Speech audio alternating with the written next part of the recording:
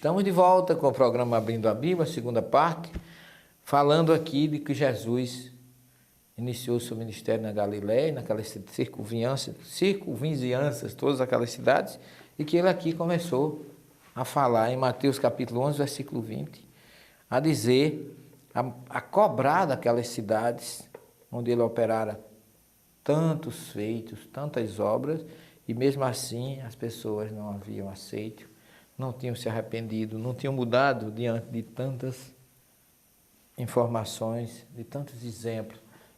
E aí Jesus começa a dizer, a maioria dos tradutores coloca ai de ti. E Jesus não, ai de ti não é uma lamentação, ai de ti é como se fosse mais ou menos um desejo, ou a profecia de que alguma coisa ruim aconteceu, mas iria acontecer, ou estava Jesus desejando alguma coisa ruim naquela cidade? Não, Jesus estava lamentando. Ele sentia bastante que aquelas cidades não tivessem aceito a sua mensagem, não tivessem aceito o seu testemunho.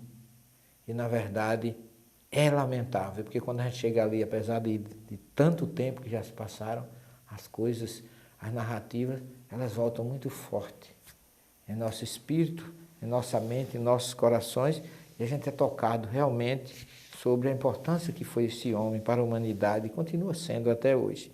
Ele diz assim, eu lamento, Corazim, lamento por ti, Betsaida, porque se em Tiro e em Sidom se tivesse operado os feitos, as obras que em vocês se operaram, a muitos elas se teriam arrependido em silício e em cinza. O que é isso, em silício e em cinza? Isso era um costume que tinha no judaísmo, que as pessoas quando iriam profetizar ou quando aceitavam uma nova missão, uma nova casa, eles se vestiam num saco, o saco preto, que eles tiravam só os buracos e vestiam nas mangas, e a gente vê muito isso nos profetas, em João e outros. É um desprovimento, é uma adesão, né? Então eles teriam se arrependido de mudar completamente a sua conduta. Silício e cinza é assim, mudar o seu comportamento, mudar até as vestimentas, largar tudo para seguir Jesus. Por isso que ele dizia, aquele que não abandona pai e mãe, me segue. Aquele que não se desprende das coisas materiais para atender às coisas espirituais, sofre. Então, Tiro e Sidom, Corazim, Betsaida, todos são cidades que ele fala aqui, ó.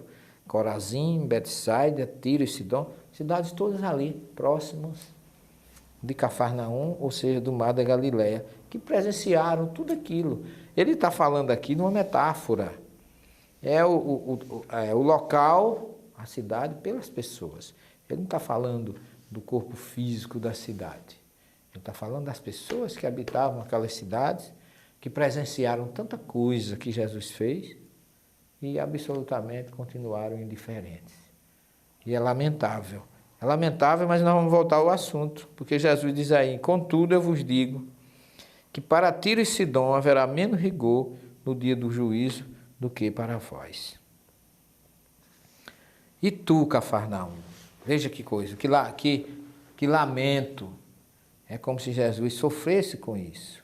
Porventura serás elevado até o céu, até o Hades, com H, que é inferno, o umbral, descerás. Porque se em Sodoma tivesse acontecido os feitos, as obras que em ti se operaram, teriam eles permanecido em pé até hoje. Contudo, eu vos digo, no dia do juízo, haverá menos rigor para a terra do que Sodoma, do que para ti. Ora, observem que coisa interessante. Jesus lamenta que ele tenha feito um trabalho de bases, um trabalho espiritual de obras, porque dizem as pessoas que as palavras nem sempre convencem, mas os exemplos arrastam. Nós sabemos que quando a gente vê, quando a pessoa testemunha, quando a pessoa mostra diante de nós uma conduta moral, ilibada, quando a pessoa mostra que faz muito mais do que diz, os exemplos arrastam realmente. E Jesus tinha feito tudo isso nessas cidades. A gente vai ali àquela região, desde Mensa Cristo, onde ele encontrou Pedro, e ali às margens do mar da Galileia, Tiberíades, Magdala, Monte das Beatitudes ali em cima, o local da multiplicação dos pães ali em Tábega, todas aquelas regiões ali, elas são como se fossem, ainda hoje, envolvidas num fluido benéfico muito importante, um fluido diferente. Lembrando que Jesus passou ali, tocando os nossos corações, tocando os nossos sentimentos de uma forma muito forte. E nós tivemos mais uma vez a felicidade do ano passado, em novembro, visitarmos esses locais e ratificarmos tudo isso. Sempre que eu vou a essas regiões, a esses locais, é como se mesmo depois de 2010 anos, Jesus continuasse falando aos nossos corações. Mas o que é que eu quero chamar a atenção aqui disso tudo, meu caro telespectador? Jesus está lamentando que estas cidades não tivessem aceito todo o seu trabalho, toda a sua mensagem libertadora. E nós que temos conhecimento disso há quanto tempo? Jesus, como nós vimos no programa anterior, nos comparou a meninos, a crianças. Será que nós já, pelo menos, saímos da fase de meninos, já chegamos à fase de adolescentes? Nós somos espíritos ainda muito pequenos.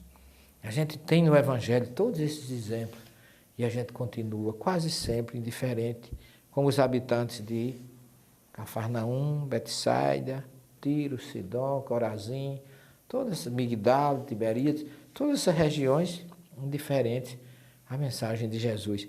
Nós precisamos refletir sobre isso.